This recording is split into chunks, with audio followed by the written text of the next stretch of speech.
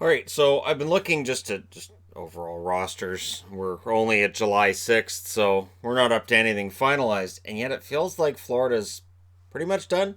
They've still got 5.4 million in cap space, so don't rule them out. Don't rule them out for doing something.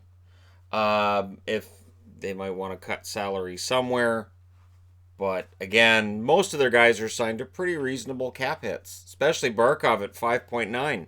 Barkov at 5.9 might be the biggest bargain in the league right now. I'll have to take a look at that. And really, Florida's problem has never been their scoring, at least not this current lineup. Huberto, Barkov, Dadonov, fantastic top three right there. Hoffman, Trocheck, and now it looks like Connolly will drop into that second line.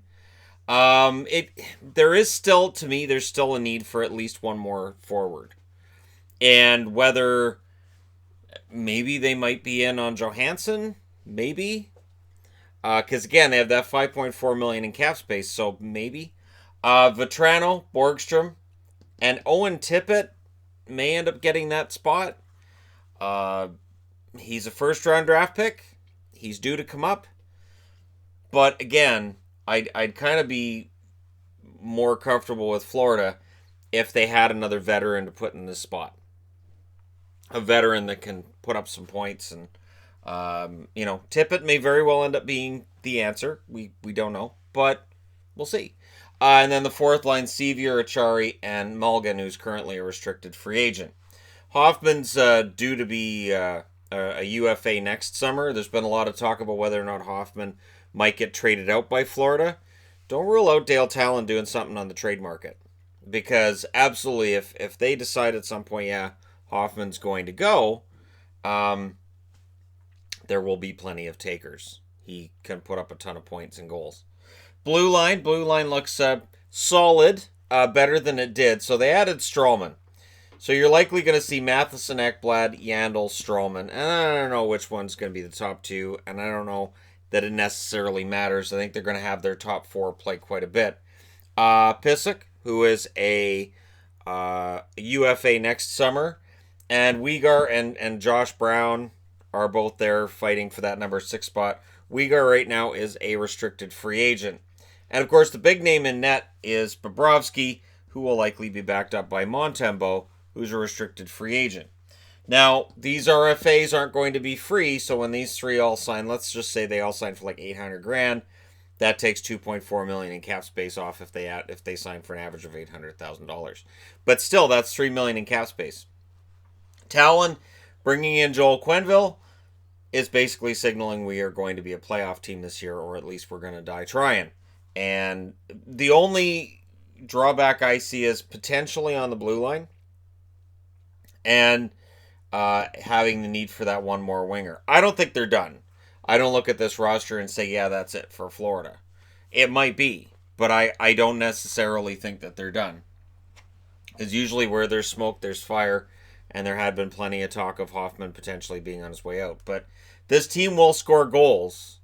It's a matter of whether they've done enough to improve the defense, and if Bobrovsky's going to get them over the hump. And I know there's a lot of people who like Bobrovsky. There are people who think he's overpaid, and some that are both. Go, yeah, I like Bobrovsky, but that's probably too much money. It's his net. Montembeault proved late in the season when he got his chance that he should be given that chance again this year to be at least a backup, and he's going to get that chance, I would think, in October, unless they bring somebody else in, but I can't see it. Management's already talked about Montembeault and him earning the chance to be the backup.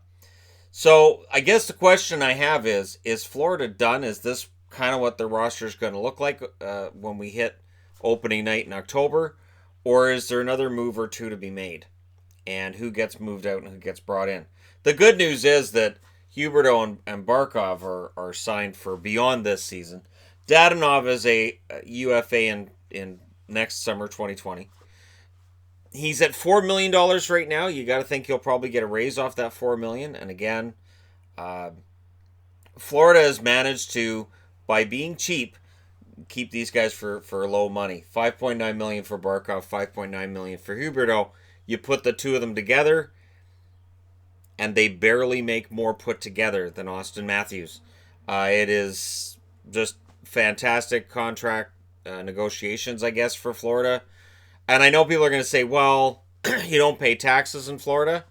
Yeah, that's not going to make a difference of about $6 million. So, um, really, Florida needs to strike while the iron's hot, and before those contracts are up, and those guys are going to want raises when they're up, especially Barkov.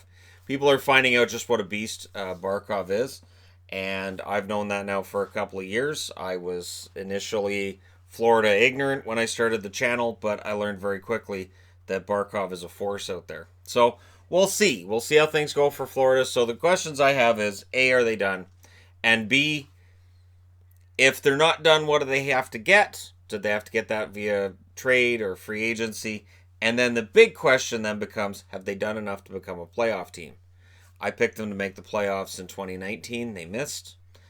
I'm very highly likely to pick them to make the playoffs again in 2020. We'll see if they prove me wrong again. Let me know your thoughts, though, as always. Don't forget to hit like and subscribe if you're browsing your way through. You just happened upon this video. Hey, yeah, this is just sort of a fun little thing to look at. Thank you guys so much for watching. I'll talk to you again soon.